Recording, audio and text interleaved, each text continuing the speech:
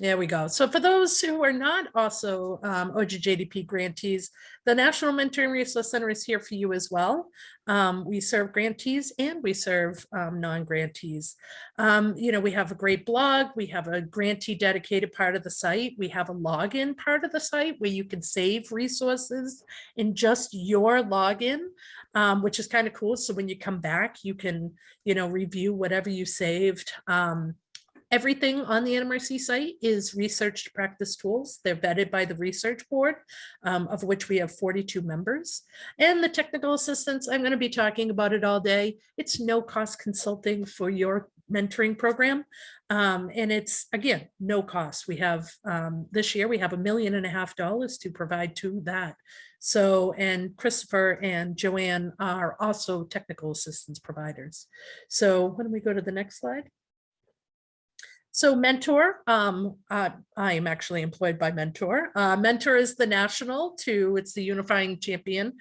We are the national, we have 24 local affiliates, of which Mentor Rhode Island is one.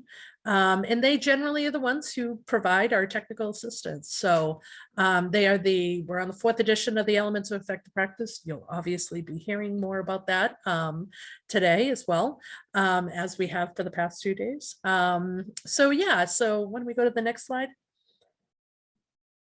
Here's some housekeeping that I will then turn over to Joanne and/or Christopher to share about the housekeeping for today, but welcome all, and I hope you enjoy.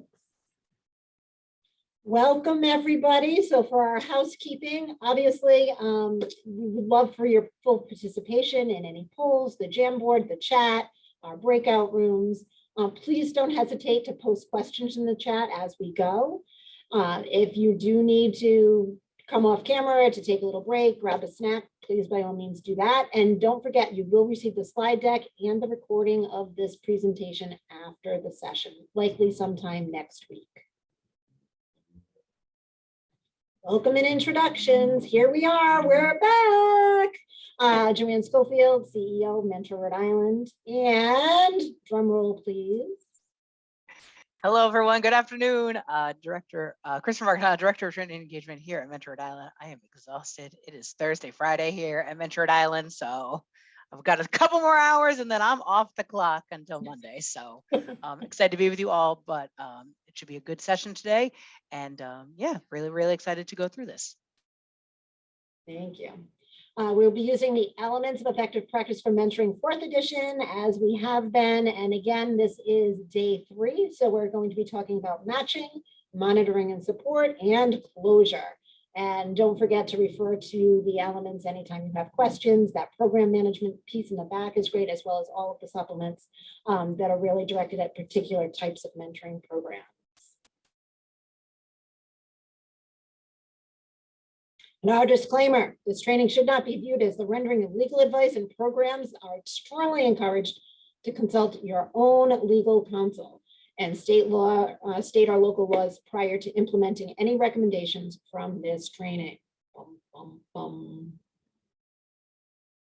So now we're going to dig into matching and initiating. So matching is the act of matching your recruited mentors with your mentees, and initiating is that very first meeting.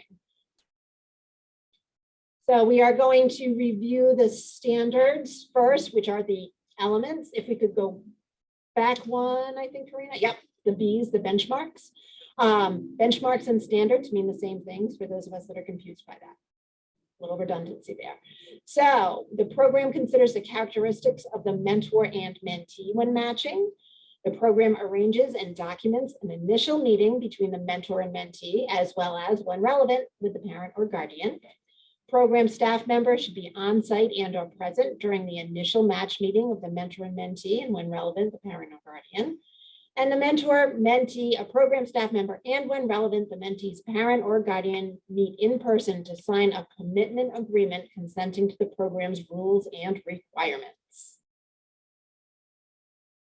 And then the enhancements, these are nice to haves, not need to haves, but you can go through and make your own decisions on this. The program matches mentee with a mentor who is at least 3 years older. The program sponsors a group matching event. Program provides an opportunity for the parents or guardians to provide feedback about the mentor.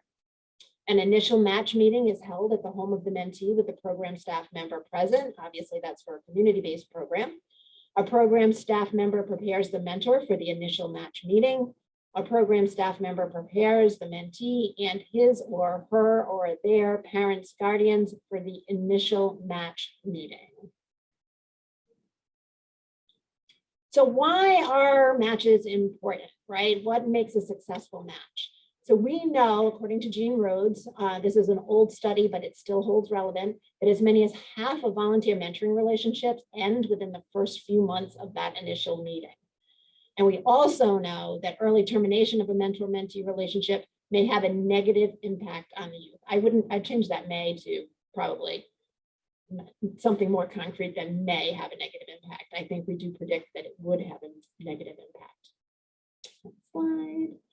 So at the end of this section, and don't forget your icebreaker's coming up. So I don't want you to think that we forgot about that. It's coming. The learning outcomes: apply the matching and initiating standard from the 4th edition of the Elements of Effective Practice to program practices. Describe how effective matching builds the foundation for quality and enduring mentoring relationships. Define the steps in the process of making and initiating a match, including the first mentor-mentee meeting, and utilizing informed criteria to build a program-specific matching strategy and process. All right, so now we are going to break folks up into groups. We're going to do a little breakout. You can probably put 3 people in a group, Karina. So maybe have 10 breakout rooms. And I would like you to consider these questions. When you're reflecting over your own life and trying to identify a mentor that you have had, what do you think, or even a good friend, whatever that happens to be, what do you think made this person a good match for you? How was it or wasn't it an obvious match to you or to others? And how has or did this relationship change over time? Christopher, I don't know if you'd be able to put those questions in the chat for us. Look at all of these wonderful assistants I have today. So again, reflecting on a mentor or a really good friend that you may have, thinking about why that person is a good match for you. How is it or is it not an obvious match? And how has or did this relationship change over time? Awesome. So, All righty. So I think we're ready to put folks in. perfect, thank you. So you'll have 2 or 3 people in your group. All The righty. questions are in the chat. And all righty, welcome back, everyone. I would love to have somebody just come off of mute and share any revelations from your conversations. Were there any commonalities on what made a person a good match for you among the 3 of you or 2 of you?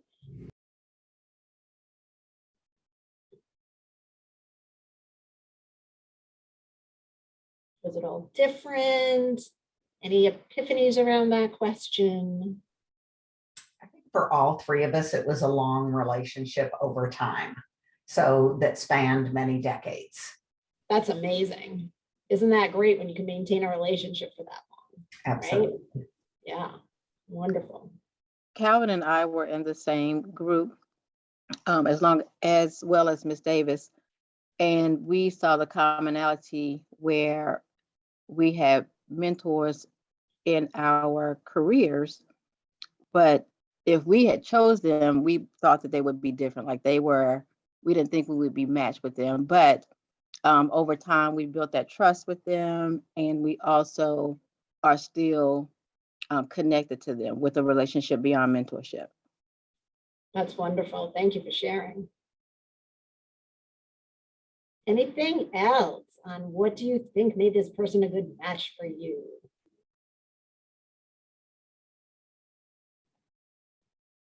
Our group had some themes come up surrounding trust and communication, and also feeling confident that you could handle or address the issues that the mentee was presenting with. So a feeling like you were maybe properly trained or had the relevant life experience was important, and then giving the leap of faith to another human being. and allowing them to develop a healthy relationship, I think, is where we were going with that. That's amazing. Yes, absolutely. You know, what does a healthy relationship actually look like, right? How is that trust? And we have an equation, right? That generally strong relationships, it has a lot to do with communication and the longevity of the relationship. The longer it lasts, generally, the closer you become because of that year-over-year contact. Or in my case, I just had coffee the other day with one of the women that I actually went to elementary school with, right? And it was like instantly we're back into, oh, how are your parents? You know, all of those kinds of things. You know, what's going on with you? And it was like the 40 years in between, don't tell anybody that number, kind of disappeared. So was it an obvious match, do you think? I know that when we heard from Kimberly, she was kind of like, oh, it's not somebody that I think I would have chosen. So was it an obvious match to you or to others? Are you alike? Are you different from the outside? Mine was an obvious match. I was looking for somebody to help me. I had never been a parent before. And so her kids were grown. And so my sister-in-law and I kind of hooked up with her and she helped me along the way. The other two that was in the room with me, theirs was an obvious match because they're supervisors. So they were matched up with them, but mine was, I wouldn't know if that would be an obvious match or not. Sister-in-law, not a lot of people get along with her sister-in-law.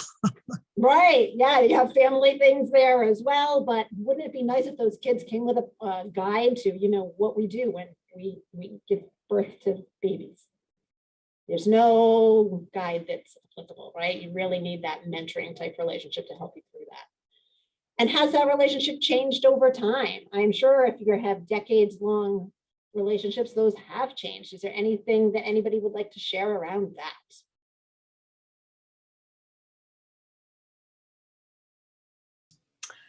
Just deeper and deeper trust over time. You know, Yes. for a mentee who had some issues to work on, you know, couldn't work on them immediately, had to really take some time and get to know each other and trust that any feedback or work that you might do to try to, you know, improve some things would you know, have a lot of trust, or you could never get there. It would just be like another adult telling somebody how they should change. So it took a year and a half or so to really get to that point with the gal I have, and we've been together over 3 years now. That's amazing, Megan. Thank you so much for sharing. But right, it's that time and, you know, having to dig in and actually do the work in between. Thank you all so much for sharing. Anybody want to add anything else before we move on?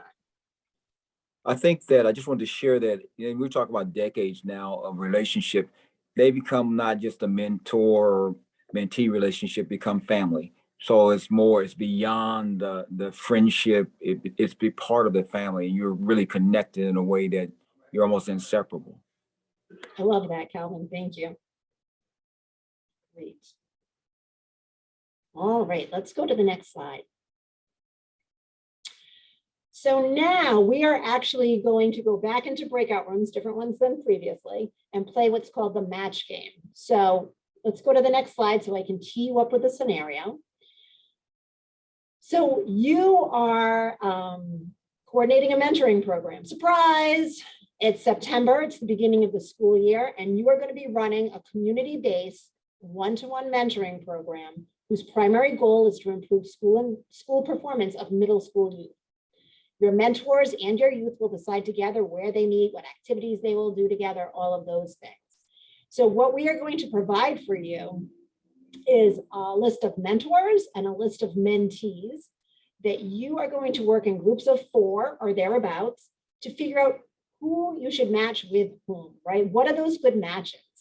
And it will take you some time to read through each of those people and try to figure out what those matches might be. So you'll be working with the folks in your breakout room to determine consensus on who you would match with whom. In the chat, the lovely Karina has dropped in the handout. If you could go ahead and open that now and make sure you can see it. Let me know if anybody's having any difficulty with that.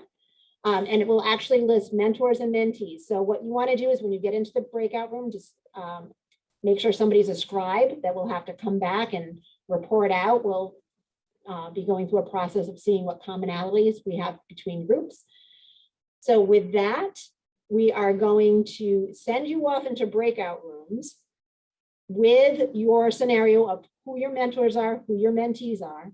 Keep in mind, you will have one mentee more than mentors, because this is kind of like real life, right? You always are trying to find more mentors. For the purpose of this exercise, you are not able to match one mentee. Yes, in real life, you might give 2 mentees to 1 mentor. We are not doing that today. You have to identify who is not going to be matched, and that will also be part of your report out. All right, any questions before we send you on your merry way? And always pop back if you have questions too. Great. All right. We're not seeing the chat. We're not seeing in the chat the scenarios. Welcome back.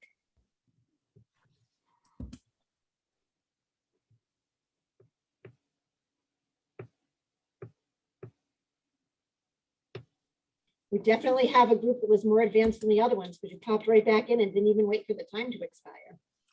No, that was my mistake. I punched the wrong button. I wish I could still be in my group, but it's too late now. We weren't quite done. So hopefully I'm the only one who escaped. Somebody else is taking very good notes for you.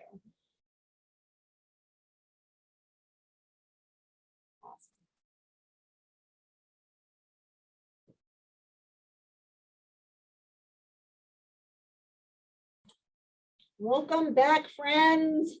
I hope you had time to get this done. I warned you 20 minutes would be fast. Regina's like, yes, it was too fast. All right, great. So as you're coming back in, if the person was the scribe, could pop into the chat, just very simply, who you matched up. So it could say mentor A is with youth 1, just mentor A, youth 1, mentor B, youth 5, whatever that is. And then which youth was not matched. It's okay if you only have some matches, but just pop those into the chat and do it all at once. So, oh, we're already negotiating for a switch. I love that. What? Say what? Do you know how much problems we had in our group? Oh my God. It's not enough time. Hey, wait, we got to an agreement and then we changed it all over the last minute and we got confused. I'm just saying, just go back with that agreement. At least for the sake of the conversation, right? And then you can see if another group maybe came up with what you were thinking as your plan B. Can we get 5 more minutes? Okay, please. So you can put in all of them together. So like youth 1 with mentor A, youth 2 with mentor B, whatever it is. Obviously, those probably are not the things. All in one little clunk of a group. And then I will call on folks and just ask you random questions based on maybe how you made the selections and those kinds of things. So let's go ahead and go to the next slide, Karina. So let's just take a peek at our chat here. All right, we don't have a lot of entries in here yet, but all right, Katrina, group 4. Could you perhaps say, or somebody from your group say, what process you use to make your matches? And I want my group to chime in. We read through the scenarios and looked at some of the characteristics of the youth, as well as the characteristics of the mentor. And that's how we came to our, I just realized I spelled mentor wrong on youth too, came to our matches. So that was kind of the process we went to. The only time we had an in-depth conversation about our match was youth 3 because of her situation of being sexually abused. And we felt there wasn't a mentor that could possibly handle that type of conversation. So we rather, we had a therapist in our group. We said we'd rather look at possibly counseling or therapy for her before we just match her with a mentor that may not be able to handle it. Great, thank you so much. So Brandy's group, Did you use any particular criteria during your matches? Was it based on gender or ethnicity or any other commonalities? What criteria might you have used? Yes, we did use when we were looking at like about the youth and the mentor, we did go with situations. So like the previous group with the youth 3, her situation with being sexually abused. So we did look at each situation, as well as, I know with one of them, it was like for youth 2, how we matched that was, even though he's shy, he might not like to open up, but there's someone who may be in a similar situation coming from another country, things like that. And so we did that kind of with all of the youth, some of the situations that they went through. One likes, to build things. There was a mentor who had an apprenticeship for things like that. And so at least something that would be of similar or what, they might like to do. Great. Thank you so much, Brandy. So for Sally's group that just posted, did you feel like you had enough information to make the matches?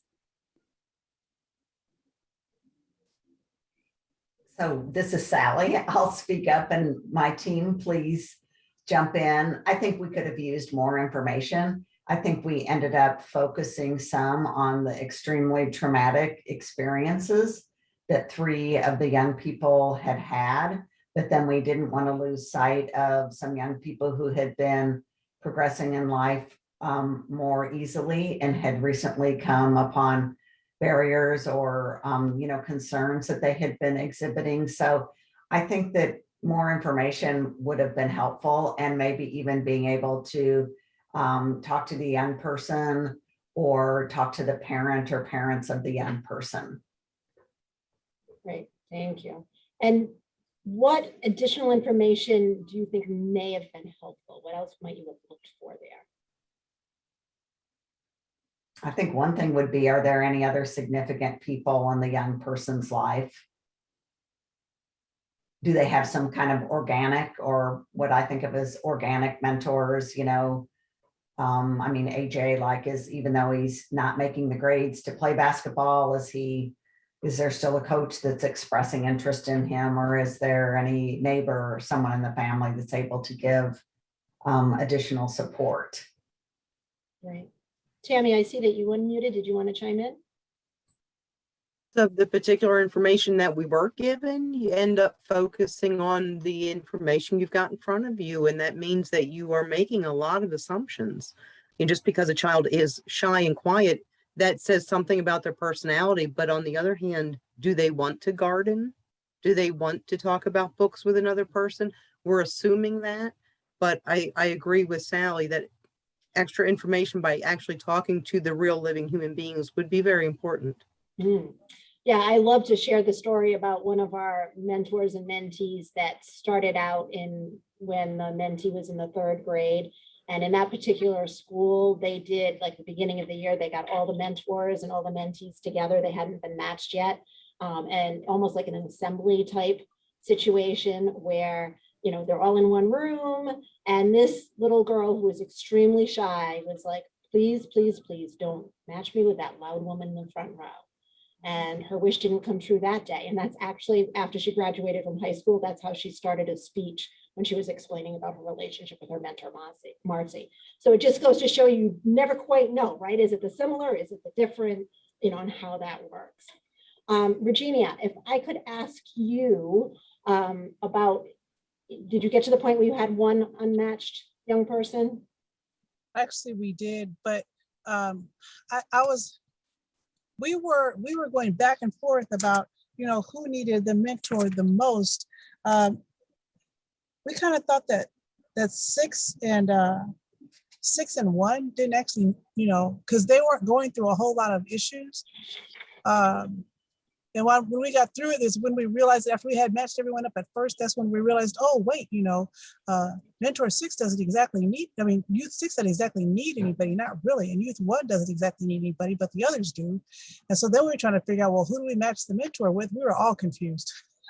Yeah, it's a lot, right? To try to figure it all out. Great. Well, thank you all. Anything else you want to add about this exercise, how you determined questions? Did I miss any groups report out? I Calvin? don't know if you missed any group. I don't know about that, but I wanted to share something, and I know you already know it, that this is all preliminary. Without actually meeting the mentor or mentee face to face and listening to them talk, you cannot. You can answer some of the other questions or whatever without that in-person conversation.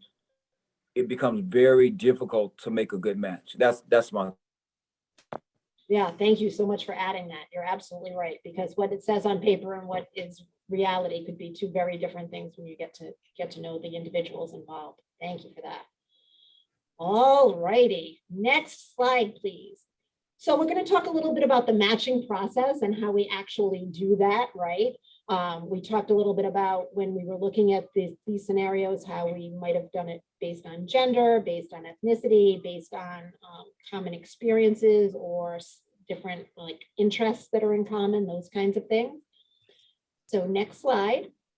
So really the way that we actually draw this information, right, is from the applications from your mentor, if you have a mentee application as well, input from parents, guardians, school staff, anybody else that's surrounding that potential mentee to really help identify what those needs are. Inventories and assessments are really helpful. I know that in our school-based mentoring programs that we run, we use an interest inventory that not only says what the child is interested in, but also the areas that the school staff is looking to help identify as areas of potential growth for that mentee. The interviews, which is what Calvin had just referred to, when you actually have the conversations with those folks, with your mentors, and obviously those observations. We talked about that a lot yesterday, right, around disqualifying information when we say no to a potential mentor. So those observations for that purpose, as well as to match that person, right? What is their personality like? Those pieces. And obviously, as the program coordinator, your job is really to help build relationships with your mentors and mentees, especially if you ever need to rematch. That way, the better you know those individuals, the easier that that is facilitated. It's also a great activity-based match, could be the way you go. So I was involved in a mentoring program in my home community at the time of New Bedford, Massachusetts, where it was almost like a speed dating that they did, where the kids were at tables and the mentors kind of went around and chatted with each student. You could do that a few different ways. I would not advise it if your students are have had traumatic experiences at all or anything like that. But if this was more of a generic program, these young people all needed help with their reading skills. We kind of got to know the different kids, and the staff just observed us, right? Who seemed to really click in those kinds of things. They asked the mentors to write down a couple of the names of the young people that they thought would be a good match for them. You can also do it if it's older youth where the mentees write down a few of the names. We've done that before as well. There was one time where one mentor got mentioned by every single student. So obviously only one student got that one. But it's like your top 3 choices, right? And see if there's any commonalities there that you can then help with that matching process. The staff chooses, the mentor chooses, the mentee chooses. That youth-directed mentoring is kind of what we were just talking about. If, I think it, I forget who mentioned it, if there's already people in the life of that potential mentee that maybe we could skill up to be a mentor, a formal mentor, or at least have them recognize that this individual in their life could be that person for them. So that's called youth-directed mentoring. Parents or guardians sometimes have a voice in it in some programs. Sometimes it's mutual and are again, going back to that group-based activity. We've done it too where, especially at the elementary level, where the matches have already been predetermined, but the mentors and mentees come into a room, and we actually taped on the back of each mentor and mentee an animal, and they could only ask yes or no questions as they went around the room. So if you had a kangaroo, you had to, find the other kangaroo, or if you had a dog, you had to find the other dog. And that's how they figured out who their mentor or mentee match was. That was kind of a fun, different program kickoff, if you will. Next. So now you've done all the hard work, you've made those matches, and you are ready for them to begin to actually meet. So what does that look like? So it's really important that you really have a very structured first meeting. I think the mentors are nervous about that first meeting, meeting their mentee. And I'm sure the mentee is a little bit apprehensive too, like, what is this? Hopefully the mentee has had some kind of orientation before that day when this person shows up, if all of our program practices are in order. It really does help to reduce the anxiety and really launch things in a positive way.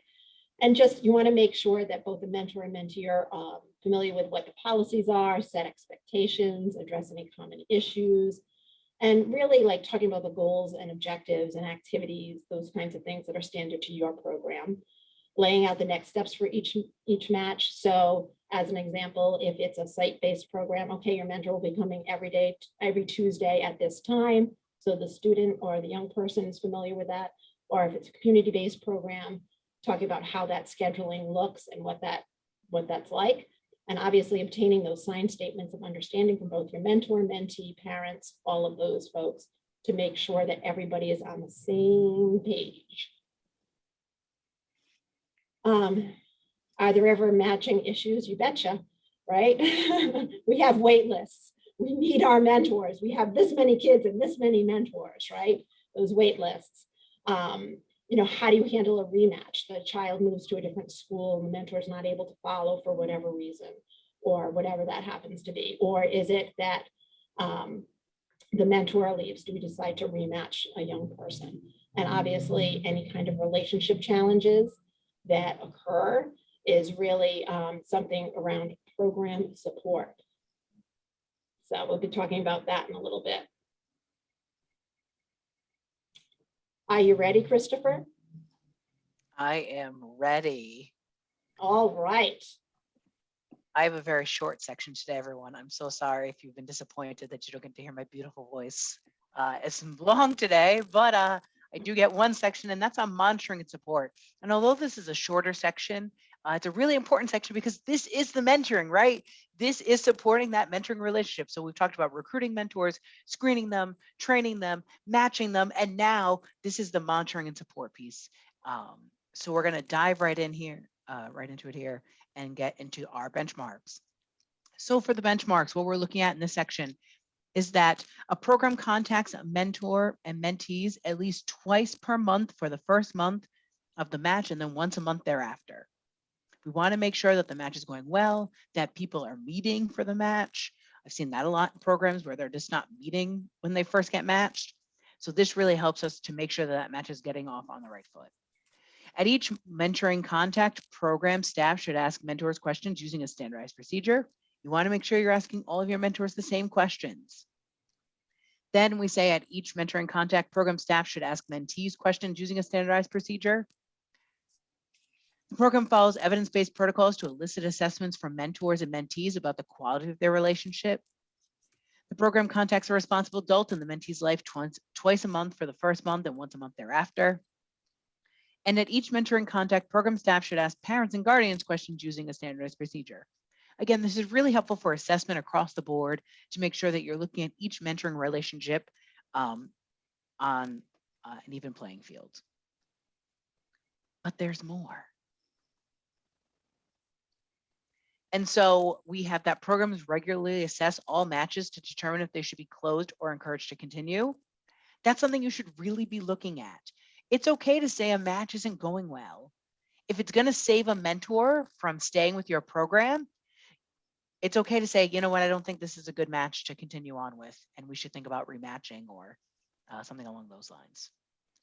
The program documents information about each mentor-mentee meeting to know what's going on, what was talked about, all of that was discussed. The program provides mentors with access to relevant resources to address challenges in the mentoring relationship. So again, we want to make sure that we're providing our mentors all the resources that they need to be successful. These are lay people, maybe not people that have a background working with kids like ourselves. So how can we keep them and support them the best that we can? Program provides mentees and parents and guardians with access to referrals to relevant resources to help families address needs and challenges. Again, it's great that we give the mentor resources that they may need, but we also want to give our parents and guardians and mentees resources that we have. Program provides one or more opportunities per year for a post-match mentor training. It's what I call mentor professional development, right? Mentors should be getting professional development, even though they're a volunteer. The field is changing, things are coming up, problems are happening. And I like to say that mentors also operate in silos, right? They may be the only one that they know doing what they are doing. Unlike myself, when I go and mentor and I come back to the office, I can have a conversation with 6, 10, 13 people who know what mentoring is and have a mentee. That doesn't happen for a lot of our mentors. And so how can we provide them those ways to connect and that professional development for them? And then the program provides mentors regular feedback regarding their mentees' outcomes to encourage mentor retention. I always say that when we're talking about assessments, I had a mentor once that said, you know, I don't know that I want to continue. I don't think my mentee is getting what they need out of this program. And so what ended up happening there is then, you know, I said, well, let's see if we have any feedback from them. What has the mentee said? And the mentee said, this is my favorite part of the week. I love when my mentor comes and visits. I don't know what I would do without my mentor, right? So we really need to be able to help mentors to realize that they may be doing something that they don't even know. All right. And then we have our enhancements. So those are all things you should be doing, right? There were 12 things you definitely should be doing. And you can always look those up later in the Elements Effective Practice book. But our enhancements for this section say that a program conducts a minimum of 1 in-person monitoring and support meeting per year. Get them in the room, talk to them, have a conversation. Program hosts 1 or more group activities for matches and offers information about activities. The program hosts 1 or more group activities for matches and mentees' families. The program thanks mentors and recognizes their contributions. They're volunteers, right? They don't get paid for this. So how can we make sure that they feel thanked? And then a program thanks the family or responsible adults for supporting their mentee at least once per calendar or school year. So just some enhancements, again, not things you need to do, but things that will make your program better. Learning objectives for this section. So apply the monitoring and support standards for the 4th edition of the Elements Effective Practice to program practices.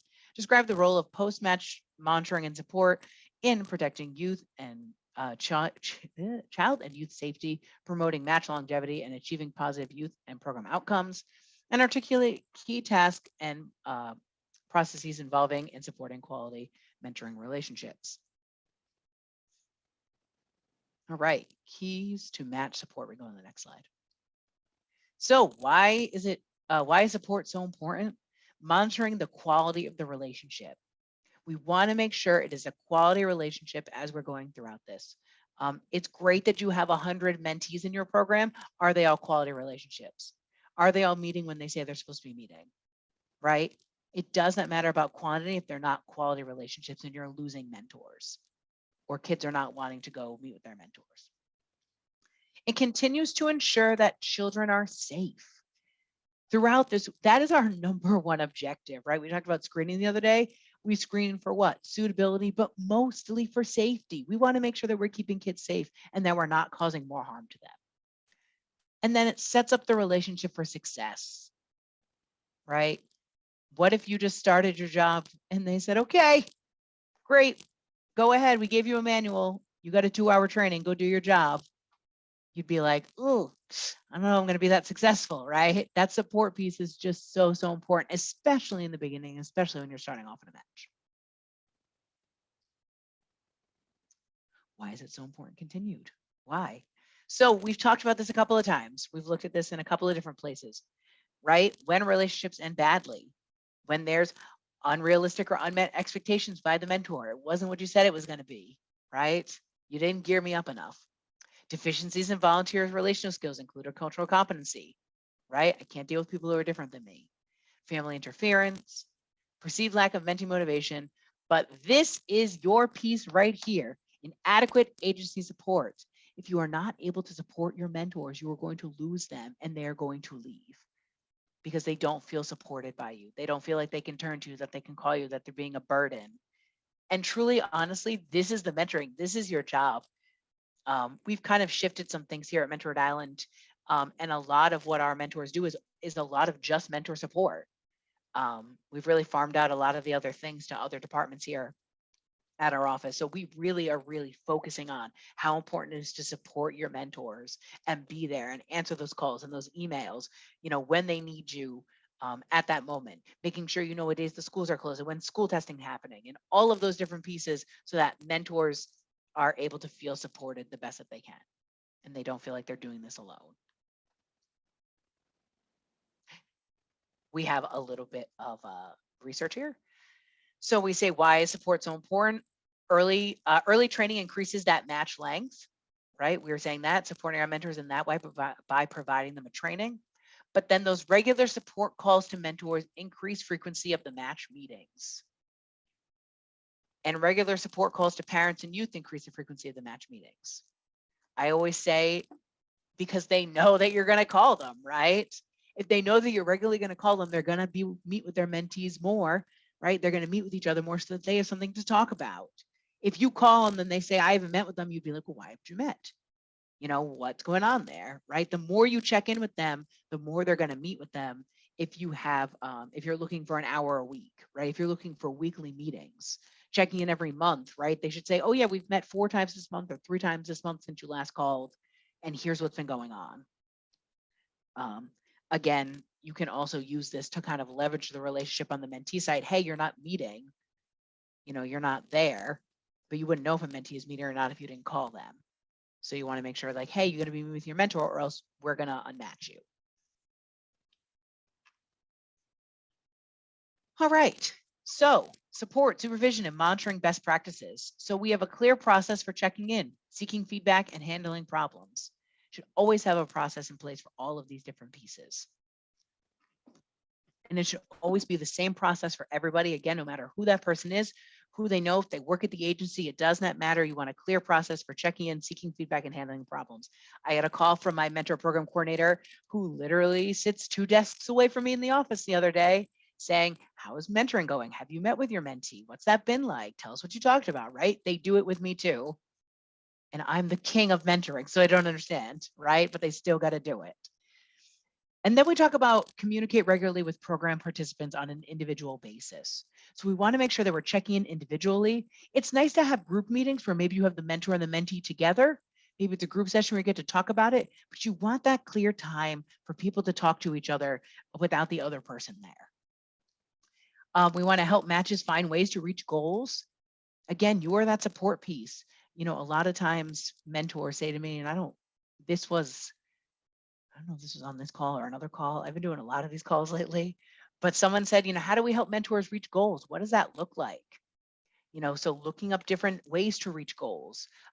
Maybe what works for one person doesn't work for another. So what are those different models? Are using SMART goals? You know, is it a web of support? What does it look like and how are you helping them reach goals? Address concerns that arise and manage expectations. Right? You're not going to get to be best friends session 1 or session 2. So like putting that out there and really giving them that managing expectations piece so they know they're not doing anything wrong. That's just how relationships happen. Bring mentors together for peer support. This is really wonderful because it really helps them to learn from one another, right? And in that space, it gives them a time to say, oh, I'm not alone in dealing with this challenge. Provide ongoing training activities. Again, you want to provide the professional development for mentors on a number of different topics. I'd ask the mentors, what do you need help with? We're actually offering one here at Mentor Rhode Island on grief and loss, how to help a mentee deal with that. You know, because we've had COVID and a lot of things happen. We have a lot of gang involved youth that we've been working with here.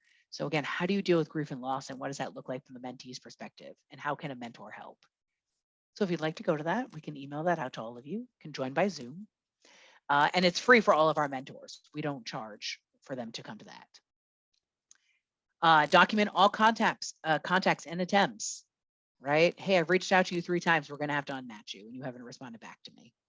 I need to know what's going on. It's very important because also, again, it's about keeping the child safe at that point. If they're not reaching out to you, but they're still meeting with that child, what are they doing? What are they hiding?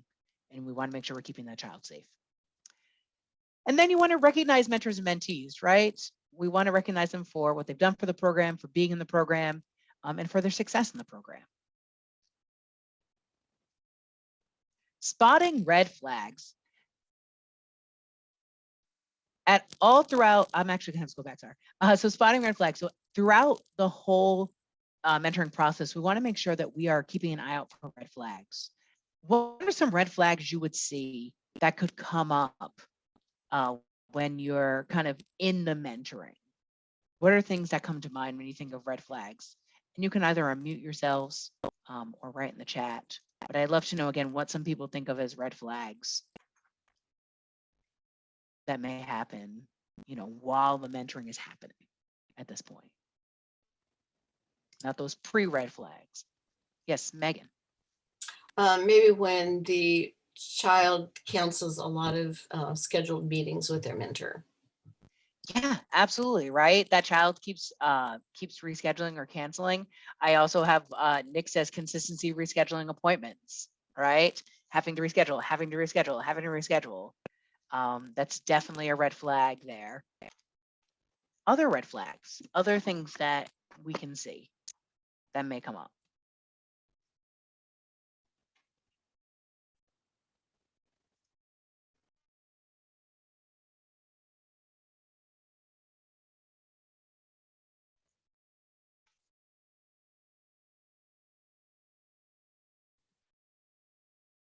I don't have a mentoring experience to say this, but in counseling, I know that when the child all of a sudden is making it their parents' responsibility to schedule with you, that usually means something is happening under the surface. Yeah, absolutely. Maybe the mentee doesn't want to meet with the mentor anymore, right? There could be some red flags there. We just want to always be aware of different things. We have pushing boundaries of the program rules, right? Like taking to the mentor's home if that's not permitted. Exactly. Not responding to check-ins. There's actually a story that that's happened around that, pushing the boundaries of the program. So there was one time, you know, the mentor could go to the mentee's house, but the parents were like, hey, you know, or the program person was like, you can't be in the child's room alone. That's not something you can do. And yet the mentor did it anyway. Nothing happened. They weren't doing anything, right? He wanted to like show him something, but instead of saying, hey, I can't do that, he did it anyway. And then the program had to let him go because that was part of program policy. And I think it was something along, I can't remember if it was a program's policy or something that the parents didn't want. But again, some adult in that child's life did not want that. And so the mentor needs to make sure that they're not giving into the mentee's requests, right? Boundaries are a real big thing at this point, right? Setting boundaries that are good. So again, there are lots of red flags that we can kind of look at and we can think about when it comes to monitoring and support. But I always say anything that makes you feel uncomfortable that a mentor has told you, we go back to that gut instinct, right? That informed intuition, right? Rely on that. That if that makes you feel weird that they said that, really have a conversation with that mentor, and it may be time to unmatch that mentor. And that's okay, because again, we're about keeping children safe. Okay, we're going to go on to the next slide here. And the last little piece of this section is tools for match support. So for those of you who may be in programs or doing this, what are some tools that you've thought of for match support? What are things that you use to make sure that match support happens? Is there anything anyone uses that they're like, oh, I really love this, or this is a really great one, or I've seen this work really well?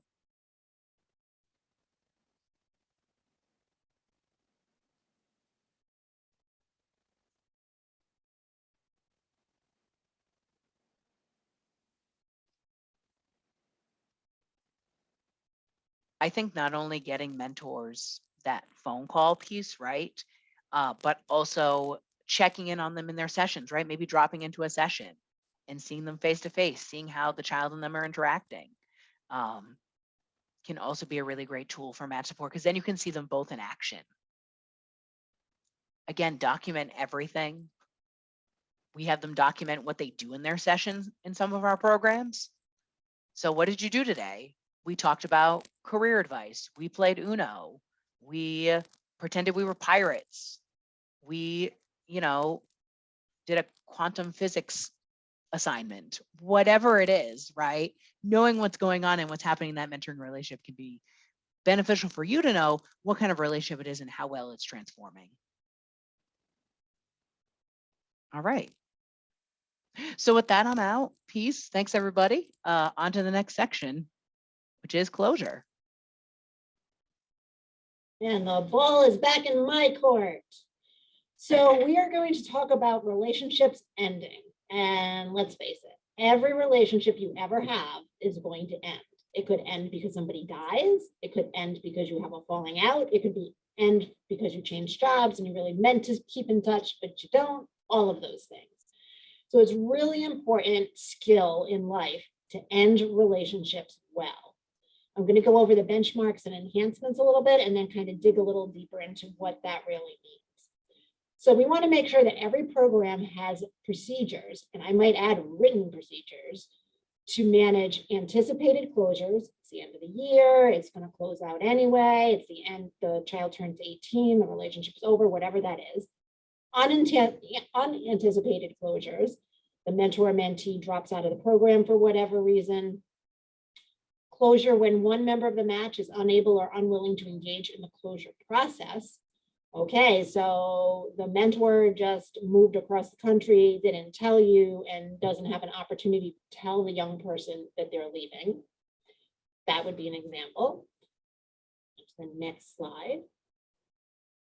We want to make sure that exit interviews are conducted with mentors and mentees and parents and guardians as well. And again, a written policy and procedure for managing rematching is really important. We've heard a little bit about rematching not necessarily being in the best interest of mentees if it's done within the same school year, those kinds of things. What are those documents that closure, what documents, how you document that closure procedures were followed, right? Is there a checklist that, yes, we had this conversation, yes, we did the exit interview, yes, we did A, B, or C. And you have a written public statement outlining the terms for mentor-mentee contact after a match ends. The match ends, do you still allow that mentor-mentee to be in contact? What is that policy? Does it vary person to person? And make sure that that's a written public statement. And then our enhancements. At the conclusion of the agreed upon time period of the mentoring relationship, program explores the opportunity with mentors, mentees, and when relevant parents or guardians to continue the match for an additional period of time. Is there a way to continue in your program? Program hosts a final celebration meeting or an event for mentors and mentees when relevant to mark progress and transition or acknowledge change in the mentoring relationship. We talked about those celebration kind of events a little bit yesterday, right? Where some people did graduations and pizza parties and those kinds of things. Program staff provide training and support to mentees and mentors, as well as when relevant parents or guardians, about how mentees can identify and connect with natural mentors in their lives. We know that mentors are needed for all different seasons in a person's life, right? So the mentor that you had in 5th grade may not be the same mentor that you need in 8th grade or as you're graduating from high school or if you're in a career. So how can we teach mentees the skills to be able to look at the people around them and identify a potential mentor for that next phase? And after today, you will define the importance of closure in the context of a mentoring relationship. Communicate closure policies and procedures throughout the mentorship cycle. You're beginning with the end in mind. Facilitate closure activities that bring the match to a close and really affirming that mentor and the mentee. Match endings. So sad when matches end. You can go ahead. All right, so the impact of match endings. So on a youth, if it does not end well, the youth could be disappointed, they could be sad, kind of grieving lost opportunities or activities that they really thought they were going to be able to do with their mentor. They may not want to be rematched because they've had this bad relationship or this bad ending, if you will. Confusion, like what did I do that made this match end? And really longing for that chance to say goodbye that they perhaps didn't get. So parents and guardians very often are very dissatisfied with the program and might even be angry. They also may have wanted the chance to say goodbye, or at least have the chance for their young person to say goodbye, and really longing for that clarity for their child about why that match ended, so that the child is not damaged or traumatized by this failure of a relationship, and really being concerned about that. I kind of refer to that as like the mama bear thing, right? Like, don't hurt my baby, right? You're very protective of your young people. And for mentors, they might be disappointed with themselves, right? They might feel guilty if it was on them, or they might feel relieved, like, oh, I don't have to try to scramble anymore to get out of work to go to there, and it wasn't really what I thought it was going to be, those kinds of things. All right, next. So we know that strong mentoring relationships, that if it's strong all the way along, the ending will be a less damaging transition regardless of how it ends. And weaker relationships definitely predicted poorer endings, sometimes planned or not planned, that really did have damaging effects on vulnerable youth. So what are some of the top reasons why matches end in your program? We're going to go to the Jamboard. If we can drop the link in there. And go to the Jamboard. We might have to navigate to the page that has this question at the top. Thanks, Mel.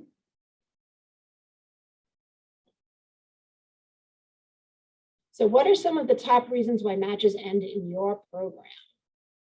And again, we're going to use the sticky notes, write our reason, and then drag it into the center of the Jamboard, so that way we can, we won't have them all stacked up on top of each other, and we can see each of your brilliant comments.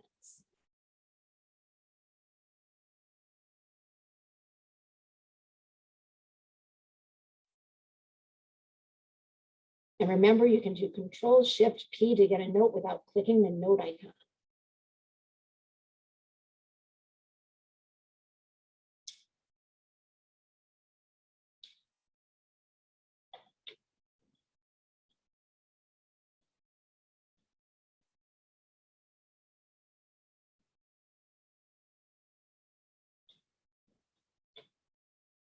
So I'm going to now, if you can make sure that you are on slide 2, right? Reasons why some matches end in your program, because there's multiple pages there. Parent guardian feeling undermined by the mentor-mentee relationship. Yes, that can definitely happen.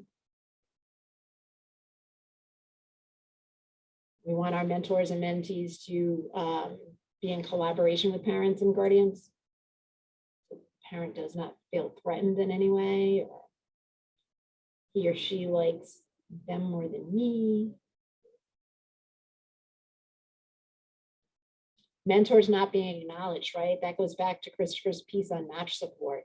The mentor doesn't feel like they're actually being effective in their role, which is something that we can do as program staff to affirm that, as well as the mentee. Perhaps you're not going to hear that from your mentee very often. Let's face it, right? Kids aren't going to necessarily say that out loud to a mentor, but that's why we do those end of year feedbacks and make sure that we give that information to the mentor. Hear what those positive affirmations are, because for so many people, affirmation is a love language, right? That's how we thrive. Anything else? Job transfer, moved to another city, lack of consistent engagement from mentors.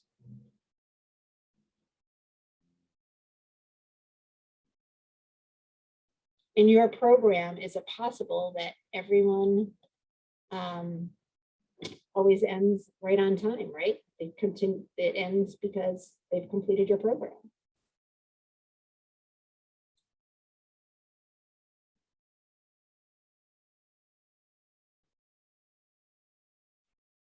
All right.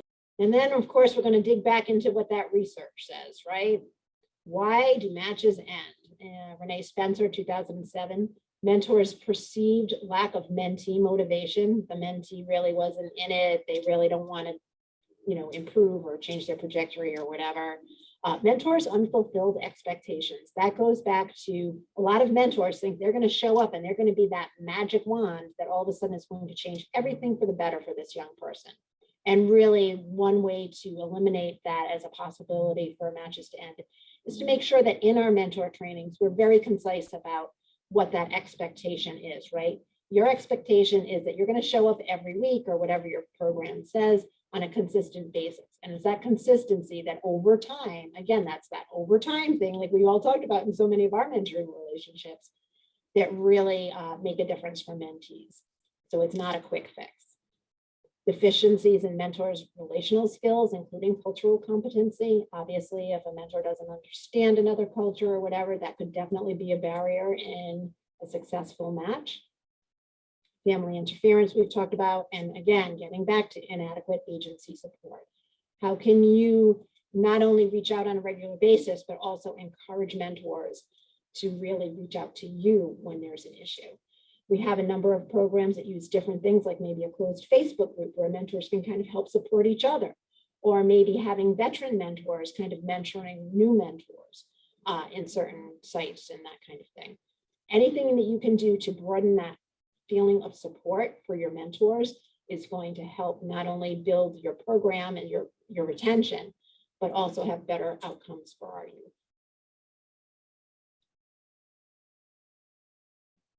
Next slide. So believe it or not, 1/3 to 1/2 of matches end prematurely. We hate that, right? We don't like that at all. But really how they end is what really matters. And most of us are really bad at saying goodbye. So what a wonderful life skill this is to teach your mentors and your mentees how to say goodbye, right? It's always hard to say goodbye. We see the tears at the airport all the time and those kinds of things. But programs really need to help your mentors and youth end their relationships well. So here is the timing of closure. If you remember nothing else from today around closure, remember that a well-timed ending, which is expected and structured, will end up with a successful end for your mentors and mentees. There'll be satisfaction, admiration for each other. So it's a well-timed ending. That's that green area, which is that sweet spot. An unexpected but structured ending is still going to be, again, we're in the functional range. We're not dysfunctional yet, right? The mentor or mentee might be sad. They might be a little apprehensive. So as long as they have that opportunity to actually say goodbye, oh my gosh, I'm so sorry. I'm moving to another city. I'm not going to be able to continue with you. And then kind of like having that opportunity to celebrate the relationship to that date and all of those things, that would be an early ending that would be functional. An overdue ending, delayed but structured. Sometimes an example of that is the mentor hasn't shown up in a really long time, right? And the kiddo's like every Tuesday at 1 o'clock, like, where's my mentor? Where's my mentor? Where's my mentor?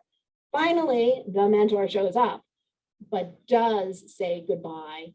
And that, even though that mentee may be frustrated, there'd be a level of acceptance with that, right? Oh, I'm so sorry, my job, whatever, whatever those reasons are.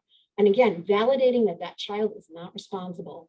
And we do recommend that a staff person is present for these. And if the mentor is not available or is not a big enough person to go and say goodbye, that staff person should definitely have that conversation with the young person being served. So that young person at least has some knowledge of what actually happened and that it's not their fault. Then we have that whole dysfunctional thing, right? So it's the end of the program. It's June. We're not continuing next year. And so the end was expected, but it was unstructured. So it left everybody feeling a little like, kind of anxious, right? Kind of confused. Like, why did this not have a better like celebration for the end of it? Delayed and unstructured. mentors and mentees can be resentful, dissatisfied, and really that early ending with abandonment, fear, and anger being those feelings, that is what we definitely want to avoid. That's that 3-month-long relationship where this young person expected this mentor to show up for an entire year. 3 months later, goes MIA and never hears anything again. That's when we're really struggling as practitioners to make sure that our kids are okay. Next slide. How do we plan for closure? Let's go ahead and talk about that. So here, we're going to go back to the Jamboard. Does your program have adequate policies and procedures around to address all possible closure scenarios? And if it's around being a structured end, and if it's expected, do you inform your participants of closure policies and procedures throughout the match? Do you talk about closure at your mentor training? Do you talk about closure all the way along, right? Just take a peek at the Jamboard quick.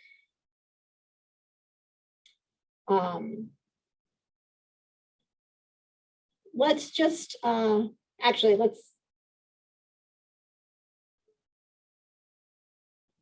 let's go to that third slide. Where do you have the policies in place? Just grab a sticky and write yes or no. Yes, we have the policies and procedures in place. No, we don't. It's on slide 3. No.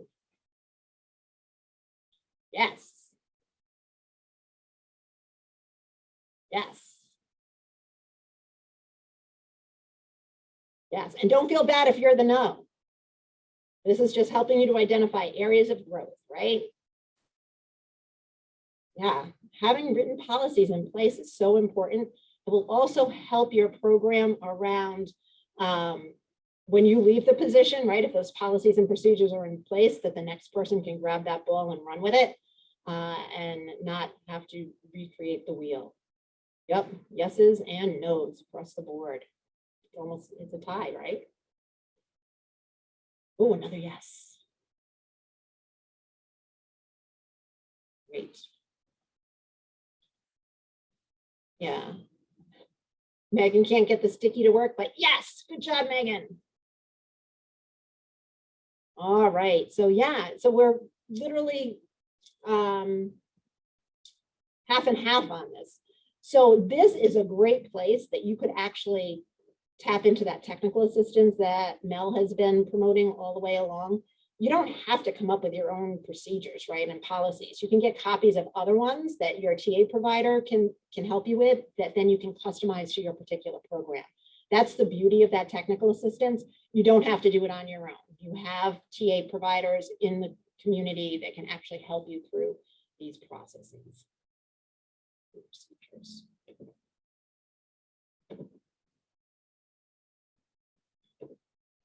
All right, so let's go back to our PowerPoint.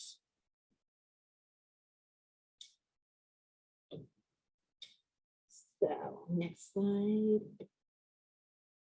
So again, anticipated closure is that structured process to say goodbye, and unanticipated closure is what that process would look like to support the transition.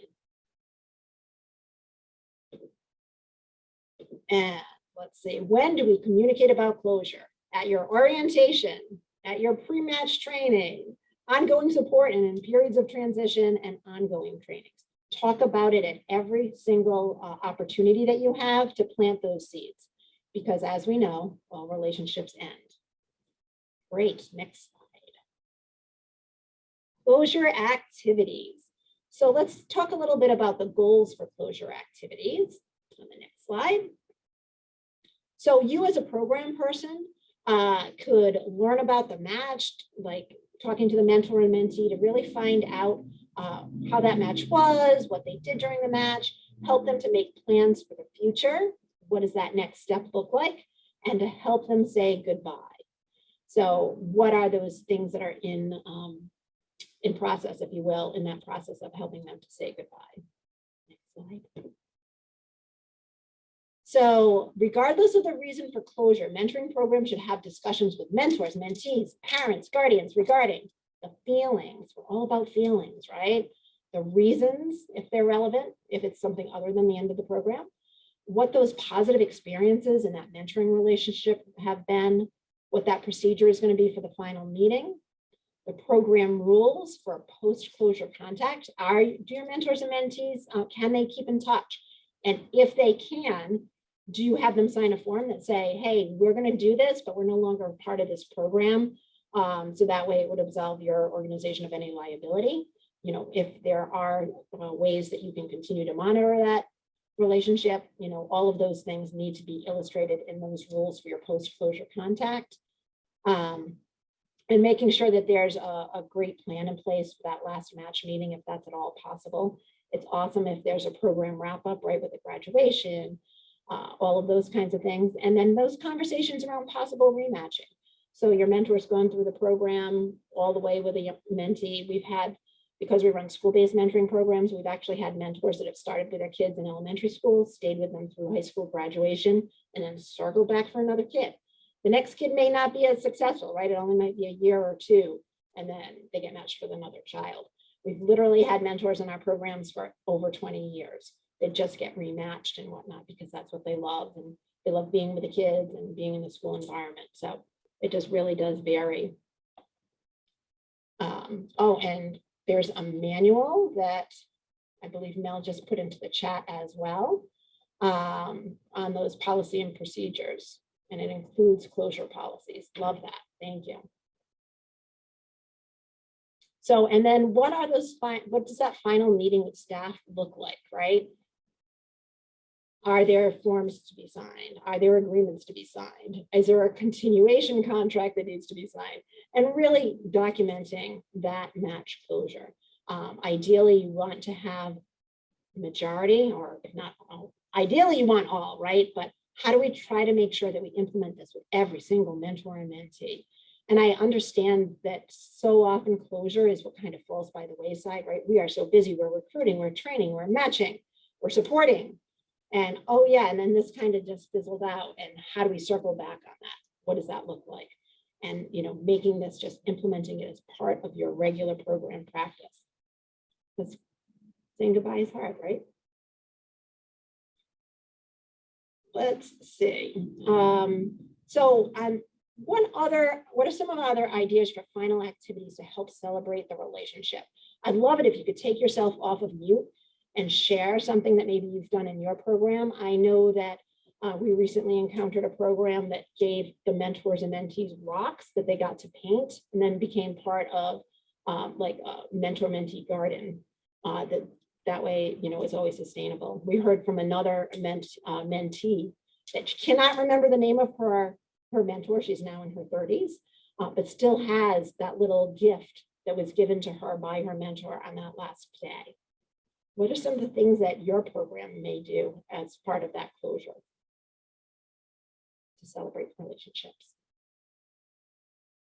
And if you don't do it now, what would you like to do?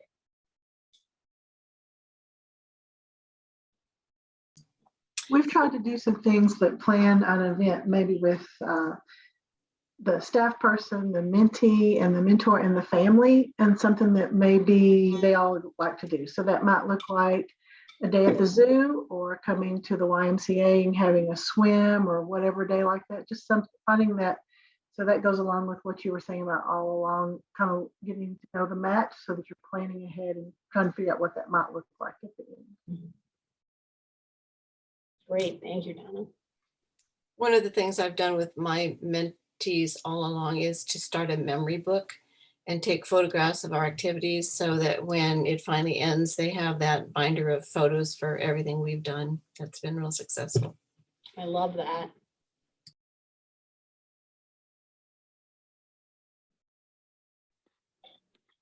I keep thinking about closing as a building the brand and the reputation for, and listening to the mentors and mentees and doing it in a proper way, so that you know what they're saying after they leave is all positive, and they're encouraging other people to be mentors as well. So I think that's just as important as even the opening meeting with your mentors and mentees, building the brand. I love that. You don't want somebody out dissatisfied in the community, right? And saying, oh, that program wasn't what I thought it was. That's great. What are some other ideas for final activities?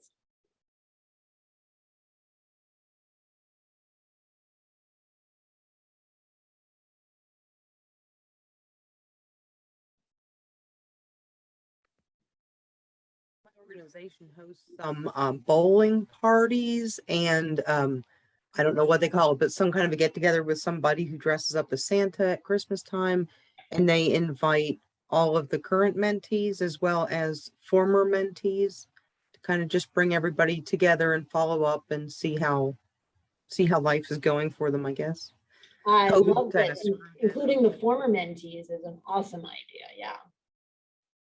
In our program timelines, for many of the Rhode Island mentoring programs, they tend to do a holiday gathering of some sort to get folks together, and then an end of year kind of thing.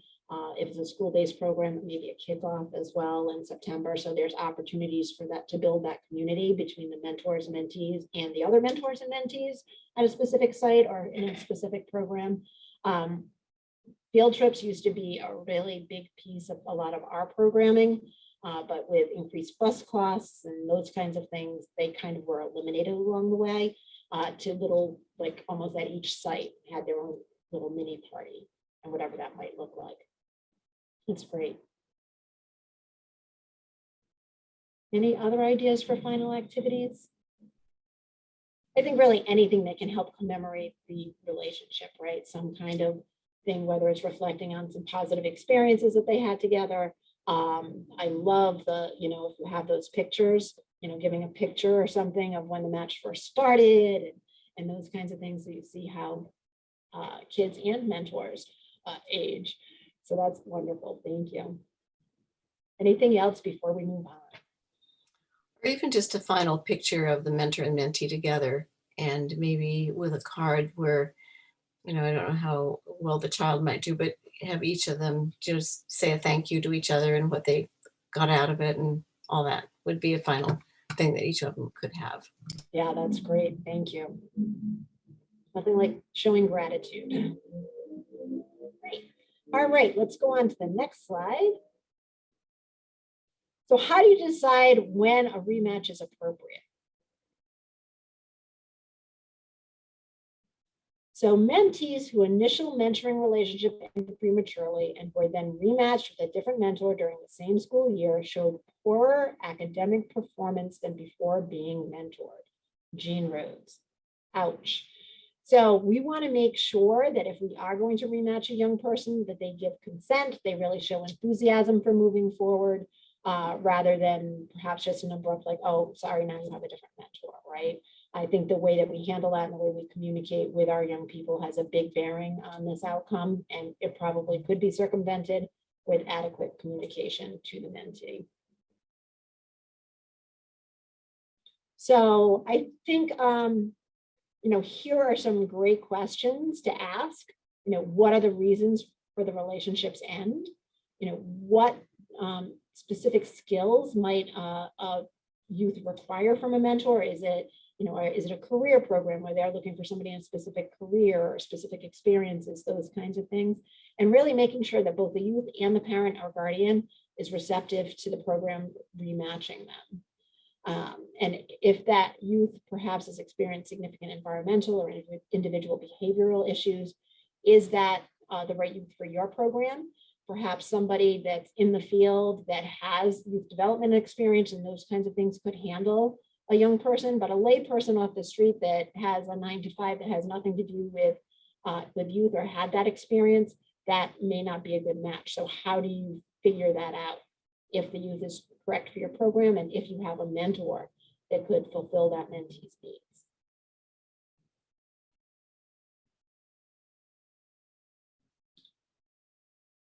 All right, so in the chat, let's go on to the next slide. Which area could your program improve on? Just go ahead and pop it into the chat. Is it the planning for closure? Is it implementing those closure procedures? Or is it that post-closure consideration, right? Like on the rematching, that kind of thing. So planning for closure, implementing, or post-closure. If you just want to pop that in the chat, I love PCC. Thank you, Matthew. Post-closure.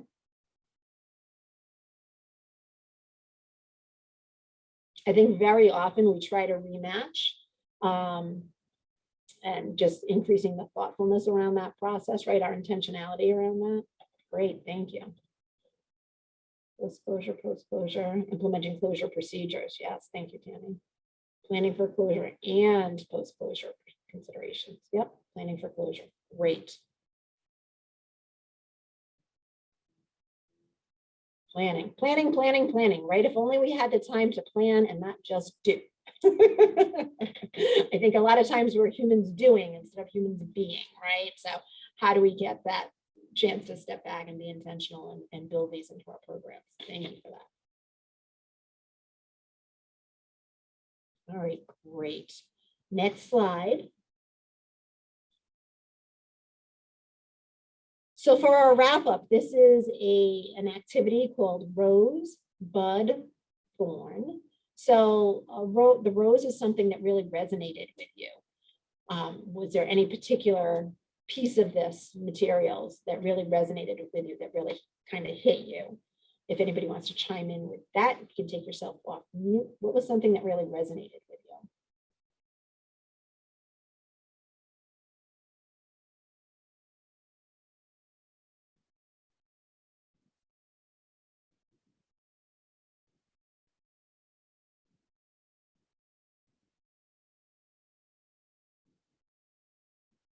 For me, when I first started to develop this, the training and like what we talk about during it and those kinds of things, is really that the idea that all relationships end, right? And how we can teach the skills now to our mentees on doing that better in their future, because they will encounter lots of relationships ending over their lifetime.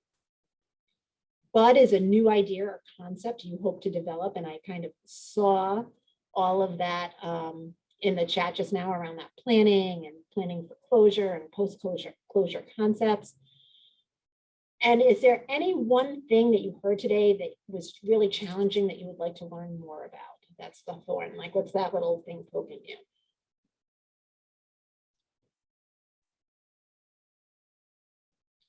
Yeah, so discussing the inevitable end to the relationships as they begin, right?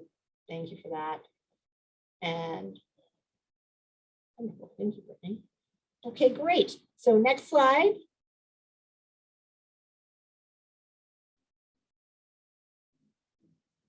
Questions. This can be a question about materials we covered today or anything in the last 3 days. Do we have any questions? We did such a great job dumping our brains out on you that you absorb every single little bit. I don't have a lot of brain cells left here, so hopefully you're taking good care of them. No questions. Fabulous. Chat. Well, we just want to give one last plug for the National Mentoring Resource Center. That is something that's available to each and every one of you. There are a lot of great materials that Mel dropped into the chat. Oh, Shalita, thank you so much. That's so sweet. Shalita, it was a roses. It helped me really at my program. Each area was a bud, as you can see, ways to create better program enhancements. Thank you. And thank you all for the accolades in the chat. And we just want to say, really from the bottom of our hearts, and Christopher's plugging our grief and loss workshop that's coming up. Please register for that if that's something you're interested in or want to share with your mentors. We value your work on a day-to-day basis. You're changing kids' lives and you're changing mentors' lives. And we can't underestimate the value of what it is you do on a daily basis. So thank you, thank you, thank you. Thank you for your time here with us today as we went through this training. And thank you for what you do on a daily basis. Do not hesitate to reach out with questions. Christopher, if you want to put both of our emails in the chat, That's also, please reach out directly to us. We can engage with the National Mentoring Resource Center. There are plenty of opportunities to engage with expertise. So thank you. Anything to add, Mr. Magadano? I've got nothing to add, but thank you all so much for the past 2 days. It's been wonderful. 3 days. It's been wonderful. I'm so tired. I'm so tired, everybody. I'm ready for the weekend. But thank you all. You've been wonderful. And hopefully this has been really helpful for all.